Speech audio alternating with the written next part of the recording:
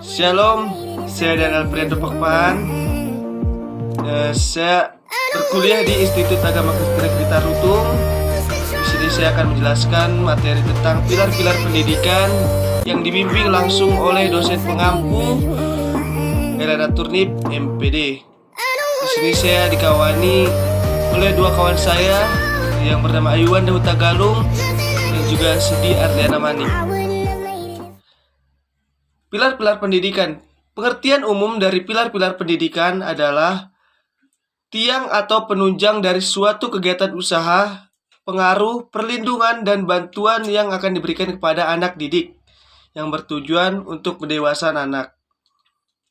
Lalu, apa bentuk-bentuk pilar pendidikan? Bentuk-bentuk pilar-pilar pendidikan yang pertama adalah pembelajaran sepanjang hayat, lifelong learning.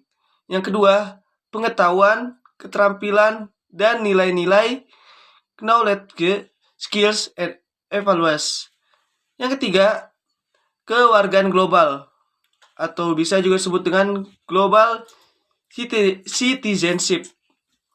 Yang keempat, pembelajaran untuk masyarakat yang berkelanjutan, atau bisa juga disebut learning for sustainable development. C. Definisi pilar-pilar pendidikan. Yang pertama itu menurut UNESCO. Menurut UNESCO, ada 4 pilar pendidikan yang terdiri dari nomor 1 itu learning to know atau belajar untuk mengetahui. Yang kedua itu learning to do, belajar untuk melakukan. Yang ketiga itu learning to live together atau belajar untuk hidup bersama. Yang keempat itu learning to be atau belajar untuk menjadi.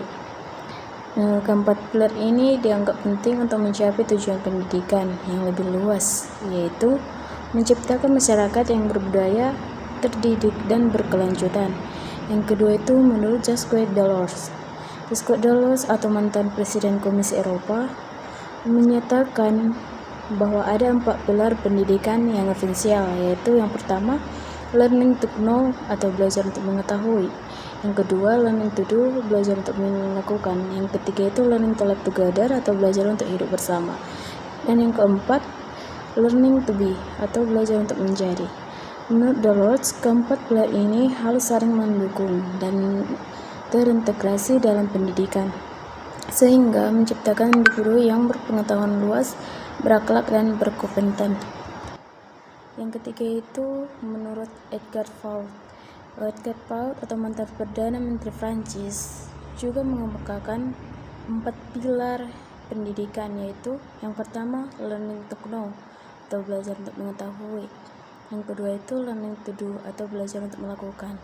Dan yang ketiga itu learning to live together atau belajar untuk hidup bersama. Dan yang keempat learning to be atau belajar untuk menjadi. Menurut Faure, 4 pilar ini mencakup berbagai aspek kependidikan seperti akademis, keterampilan, sosial, dan moral. Yang keempat itu menurut Philip H. Combs. Menurut Philip H.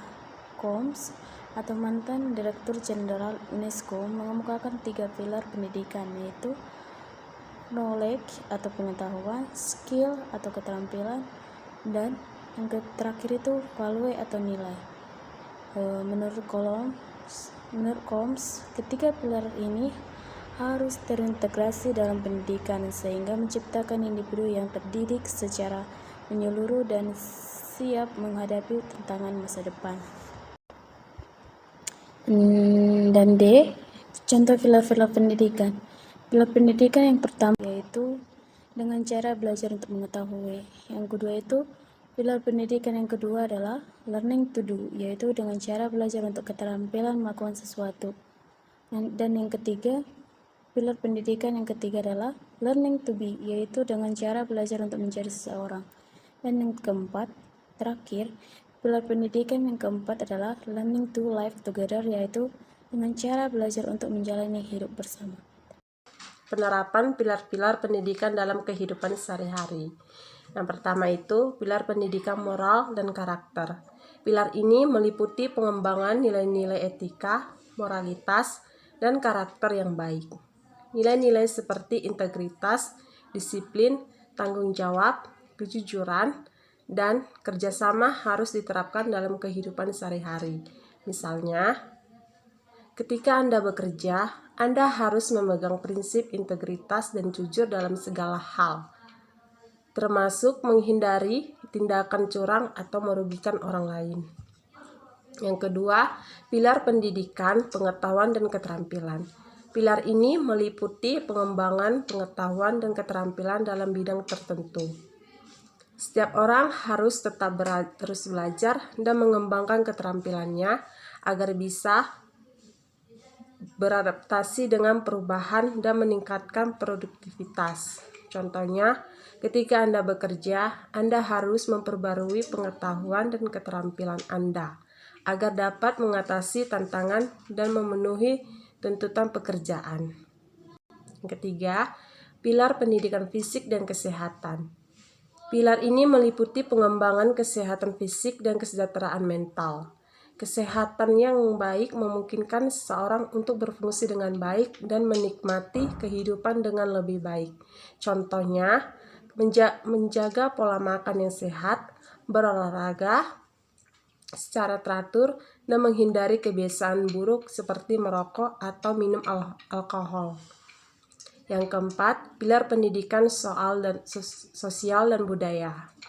Pilar ini meliputi pengembangan keterampilan sosial dan pemahaman budaya. Kemampuan untuk berinteraksi dan berkomunikasi dengan orang lain secara efektif sangat penting dalam kehidupan sehari-hari. Selain itu, memahami budaya dan nilai-nilai yang berbeda dapat membantu seseorang untuk berhubungan dengan orang lain secara lebih baik. Contohnya, menghargai perbedaan budaya, menunjukkan rasa hormat kepada orang lain, dan berpartisipasi dalam kegiatan sosial dan budaya. Selanjutnya, ada judul pengembangan pilar-pilar pendidikan terhadap pendidikan agama Kristen. Untuk mewujudkan 3 pilar pendidikan yang utama, yakni keluarga, sekolah, dan gereja, kita perlu belajar dari teori ekologi. Teori ekologi perkembangan anak diperkenalkan oleh Uri Bronfenbrenner. Ketiga pusat pendidikan sama-sama memegang peran penting dan keberhasilan pendidikan. Karakter pada anak dan pada dasarnya semuanya saling berkaitan dan saling bekerja sama. Kaitan ketiganya terwujud dalam peran orang tua melaksanakan kewajiban mendidik anak di dalam keluarga. Orang tua dalam mendidik anak di rumah dan akhirnya proses pendidikan diserahkan di sekolah untuk memperdalam aspek intelektual dan sosial dari anak. Gereja fasilitator bagi anak untuk mengaktualisasikan pengalaman imannya dan pengajaran pendidikan spiritualitas bagi anak. Sekian dari video kami pemaparan tentang materi pilar-pilar pendidikan. Jadi kesimpulannya, pilar-pilar pendidikan memiliki 4 poin yang sangat penting. Yang pertama adalah pengetahuan, keterampilan, etika, dan kesiapan hidup. Jadi secara keseluruhan, pilar-pilar pendidikan ini saling berkaitan dan saling melengkapi. Mereka membentuk dasar yang kokoh untuk pengembangan siswa secara holistik, baik dalam pengetahuan, keterampilan, etika, maupun kesiapan hidup. Jadi, jika salah satu tiang saja tidak ada dalam pilar-pilar kehidupan, sama saja tidak akan kokoh dan tidak akan kuat. Sekian dari kelompok kami, kelompok 5. Jika ada kesalahan materi atau ucapan kata yang kami sampaikan di video ini, mohon maaf dan mohon diralat. Terima kasih. Shalom.